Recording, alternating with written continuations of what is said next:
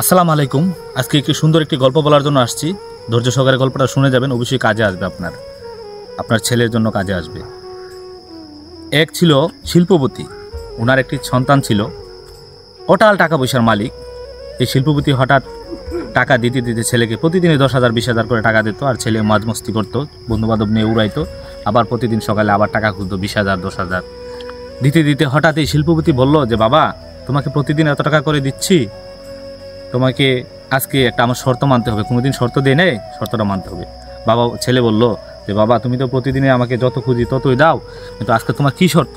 অবশ্যই আমি শর্ত মানব।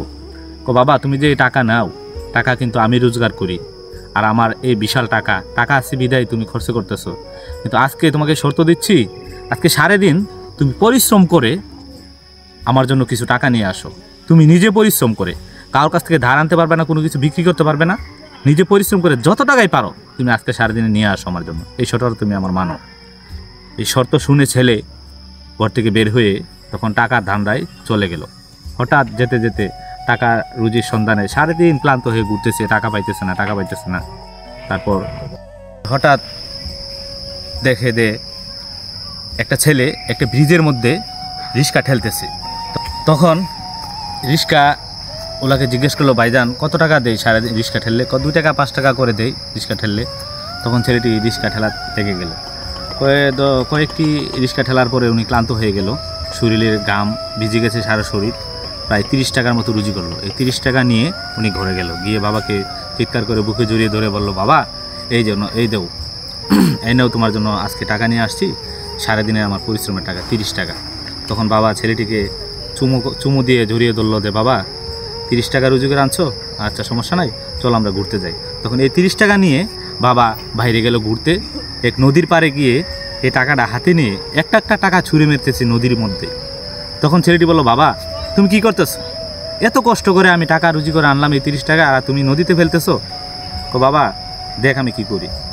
তখন সবটি টাকা একটা করে ছুঁড়ে ফেলে দিল, মাত্র একটা টাকা রয়েছে। এই টাকাটা যখন ছুঁড়ে ফেলতে গেল, তখন ছেলেটি বাবার হাতে ধরে, বাবা তুমি কি করতেছো? আমি সারাদিন পরিশ্রম করে ঘাম ঝরানো শরীর নিয়ে এত কষ্ট করে এই টাকাটা রুজি করে আনলাম, আর তুমি টাকাটা নদীতে ফেলতেছো কেন? এই টাকাটা বাবা তুমি ফেলবা না, আমার জীবনের প্রথম রুজি, প্রথম ইনকাম, এই একটা টাকা তুমি বাবা রাখো। এ কথা বলার সাথে সাথে বাবা ছেলেটিকে জড়িয়ে ধরলো। ধরার পরে বাবা বললো, বাবা দেখ আমি কত কষ্ট করে টাকা রুজি করি, লক্ষ টাকা রুজি করতেছি, আর তুই এই টাকা প্রতিদিন 20,000 10,000 করে এই উড়াইতেছ বন্ধু বান্ধব নিয়ে, এটা তো পানিতেই ফেলতেছ। আর আজকে 30 টাকা, তোর 30 টাকার জন্য এত মায়া লাগলো, একটা টাকার জন্য তুই আমার হাতে ধরে ফেললি, তার মানে তোর ইনকাম।